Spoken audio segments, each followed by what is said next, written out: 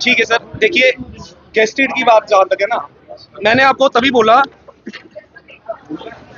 ये है हमारा एसओ 412, ये है हमारा एसओ 12 रीड विद एसओ 412।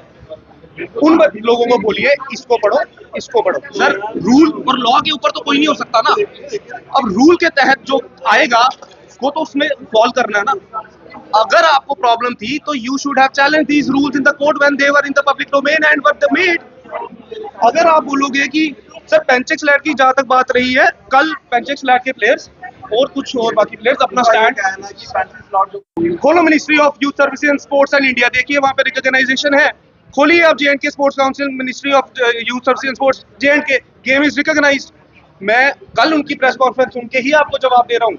मैं कोई किसी को डिफेंड नहीं कर रहा, किसी की गेम के लिए बढ़ाई नहीं कर रहा, चढ़ाई नहीं कर रहा। उनके जवाब सुन के मैं आपको बता रहा हूँ। उन्होंने बोला असम राइफल्स में, उन्होंने सबूत दिया, उन्होंने कागज दिया, असम राइफल्स में उनके प्लेयर्स हैं, उनके प्लेयर्स इनकम टैक्स में हैं, उनके प्लेयर्स उधर हैं, खेलो इंडिया में ये गेम खेली जा रही है। वो उन्होंने आप लोगों को क्लियरली डॉक्यूमेंट्स देके बोल भेजा है। आप कह रही नहीं है, आप विदाउट डॉक्यूमेंट्स मुझसे बात कर रहे हो ना। आप जो लोग आपको ये चीज बरगला रहे हैं उनको बोलो show us the documents, then we will talk. बात होती है सर कागज पे। और जहां तक सर थ्रेट्स की बात रही, मैं ये कहना चाहता हूँ, मेरे भाई हैं सर सारे, बहुत अच्छा रिलेशन है, बहुत अच्छा वो है।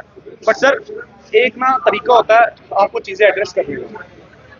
जो जबान होती है ना, this is the most important thing जो एक इंसान को आगे भी लेके जाती है और पीछे भी लेके जाती है। तो ये जो चीजें होती है, आप you should maintain dignity and you should control your words sometimes. तो ये चीजें तो फिर उसके कॉन्सिक्वेंसेस है ना। अब मैं किसी को आके कुछ भी बोलने लग जाऊंगा तो वो चीज तो जायज नहीं है सर। स्टेट अवार्ड सर हमारा विषय ये है, जो 223 आउटस्टैंडिंग स्पोर्ट्स पर्सन की सिलेक्शन हुई थी, that is a fair and a transparent selection. After a long gap of 15 years these sports person have got their right and ये सिलेक्शन बिल्कुल फेयर है। अगर किसी को लगता है कि ये सिलेक्शन गलत है, वो बरगलाने की कोशिश कर रहे हैं ऑर्गेनाइजेशंस को, या फिर किसी पॉलिटिकल एजेंडा जो अपना सेट करने चाह रहे हैं किसी ना किसी के साथ, हमारी ये है कि हम कंडेम भी करते हैं जो हमारे मिनिस्टर सर के लिए और सीएम सर के लिए स्पेशली बोला गया है। इवन मैं वो भी कंडेम करता हूं जो नुसरत मैम के लिए भी बोला गया है, क्योंकि it is not a language that you should speak in public for a public officer और anyone sitting on the chair. It reflects कि आप किस वे में बात कर सकते हैं। मेरा सबसे बड़ी बात ये थी कि सर 15 साल से रिक्रूटमेंट रुकी हुई थी, हमने सबने दर बदर की ठोकरें खाई हैं।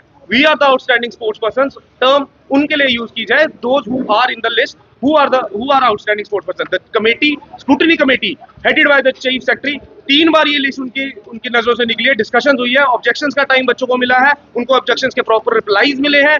2024 में प्रोविजनल लिस्ट जो थी वो अपनी पब्लिक डोमेन में आई थी। उसके बाद इस साल फरवरी में प्रोविजनल फाइनल मेरिट लिस्ट आई है। 2 साल का उनके पास टाइम था, 2 साल में गायब थे सारे।